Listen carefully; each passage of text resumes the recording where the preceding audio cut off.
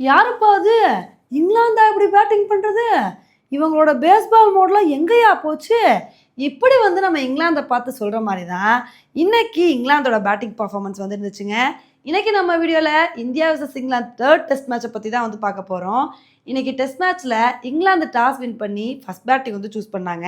இத வந்து பார்த்தோனே நம்ம என்ன எதிர்பார்த்தோம் அப்படின்னா, எப்படியும் இவங்களுக்கு டிஃபென்ஸ் ஆட வராது. அடிக்க போய் அவுட் ஆயிருவாங்க. நம்ம நல்ல ஒரு பவுலிங் பெர்ஃபார்மன்ஸ குடுத்து, இங்கிலாந்த கம்மியான ரன்னுக்கே கண்ட்ரோல் பண்ணிடணும் அப்படின்னு தாங்க எதிர்பார்த்தோம். ஆனா, இன்னைக்கு மேட்ச்ல நடந்ததே வேறங்க. இன்னைக்கு பெண்டக்கிட்டும், ஜாக் ரோலியும் ஸ்டார்ட்டிங்ல நல்ல பார்ட்னர்ஷிப் வந்து போட்டாங்க. இதோ பாருங்கப்பா, எங்களுக்கு என்ன டிஃபென்ஸ் ஆட வராதுன்னு நெனச்சீங்களா? இன்னைக்கு நாங்க ரன்னே எடுக்கலனா கூட பரவால்ல, அவ்வளோ ஈஸியா விக்கெட்ட விட்டு குடுக்கவே மாட்டோம். எங்களோட பார்ட்னர்ஷிப் எப்படி கன்டின்யூ ஆகுதுன்னு பாருங்கன்னு சொல்லி இவங்களோட பார்ட்னர்ஷிப்பே ரொம்ப நேரம் போச்சுங்க. இத வந்து பார்த்தோனே நம்ம பயந்து போயிட்டோம். ஐயய்யோ! லஞ்சுக்குள்ளேயாவது ஒரு விக்கெட் எடுத்துருவோமா? இல்ல விக்கெட்ட விட்டு குடுக்காமயே லஞ்ச் வரைக்கும் ஓட்டிருவாங்களான்னு சொல்லிட்டு நம்ம பயந்துட்டு இருந்தோம். அப்பதாங்க நிதிஷ்குமார் ரெட்டி வந்தாரு. "என்னையவாள டீம்ல இருந்து கழட்டி விட பார்க்குறீங்க? நான் எப்படி விக்கெட் எடுக்கிறேன்னு பாருங்கன்னு" சொல்லிட்டு ஃபர்ஸ்ட்டு வந்து பெண்டக்கேட்ட வந்து தூக்கிட்டாரு. அதுல இவர் நல்லா பவுலிங் போட்டாருன்னு சொல்றத விட, பெண்டக்கேட் மோசமா விளையாண்டாரு அப்படின்னு தாங்க வந்து சொல்லணும். ஏன்னா, லெக் சைட்ல போட்ட பால போயி 4 அடிக்க போறேன் அப்படின்னு சொல்லிட்டு, தேவையில்லாம பண்ட்டுக்கு கேட்ச் குடுத்து அவுட் ஆயிட்டாரு. அதனால நிதிஷ்குமார் ரெட்டிக்கு லக்குப்பா அப்படின்னு சொல்லிட்டு நம்ம வந்து சொல்லிட்டு இருந்தோம். இத வந்து பார்த்த நிதிஷ்குமார் ரெட்டி, "எனக்கா லக்குன்னு சொல்றீங்க? அதே ஓவர்ல நான் ஜாக் ரவுலியையும் தூக்குறேன் பாருங்கன்னு" சொல்லிட்டு, ஜாக் ரவுலியோட விக்கெட்டே வந்து எடுத்துட்டாரு.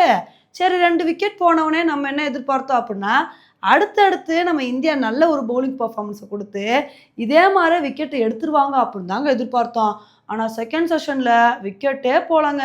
ஓலி போப்பும், ரூட்டும் நல்ல ஒரு பார்ட்னர்ஷிப் வந்து போட்டாங்க. அவ்வளோ ஈஸியா எங்களோட பார்ட்னர்ஷிப்ப உடைக்கவே முடியாதுன்னு சொல்லி, இவங்களோட பார்ட்னர்ஷிப்பே 100 ரன்னுக்கு மேல வந்து போயிருச்சுங்க. இத வந்து பார்த்தோனே, எப்படியாவது இவங்களோட பார்ட்னர்ஷிப்ப இன்னைக்குள்ள உடைக்கணும். இல்லைன்னா ரொம்ப கஷ்டமாயிரும் அப்படின்னு சொல்லிட்டு நம்ம வந்து புலம்பிட்டு இருந்தோம். அப்பதாங்க ஜடேஜா வந்தாரு. நான் எப்படியாவது ஓலி போப்போட விக்கெட் எடுப்பேன் அப்படின்னு சொல்லிட்டு, மனுஷன் ஓலி போப்போட விக்கெட்ட வந்து எடுத்தாரு.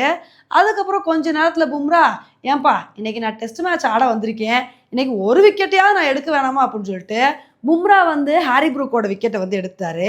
சரி அதுக்கப்புறம் இன்னைக்கு ரூட்டோட விக்கெட்டையும் எப்படியாவது எடுத்துடலான்னு பார்த்தா, கடைசி வரைக்கும் ரூட்டோட விக்கெட்ட எடுக்கவே முடியலங்க.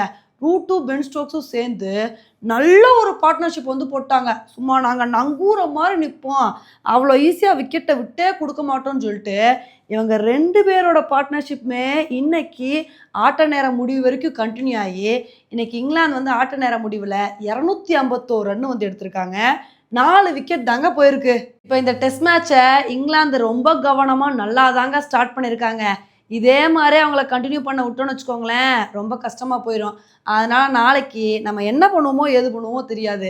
நல்ல ஒரு பவுலிங் பெர்ஃபார்மன்ஸ குடுத்து, அடுத்தடுத்து விக்கெட்ட எடுத்து, இங்கிலாந்த ஒரு 350, 400 ரன்னுக்குள்ள எப்படியாவது கண்ட்ரோல் பண்ணிடணுங்க.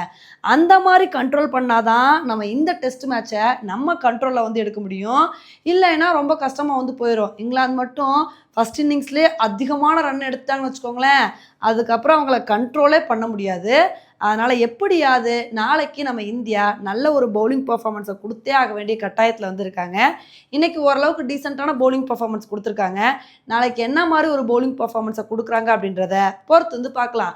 ஓகே ஃப்ரெண்ட்ஸ், இந்த ஒரு டெஸ்ட் மேட்ச பத்தி நீங்க என்ன நினைக்கிறீங்க அப்படின்றத என்னோட கமெண்ட் செக்ஷன்ல வந்து போடுங்க. இதே மாரி இன்னொரு வீடியோல உங்கள வந்து மீட் பண்றேன். Bye friends.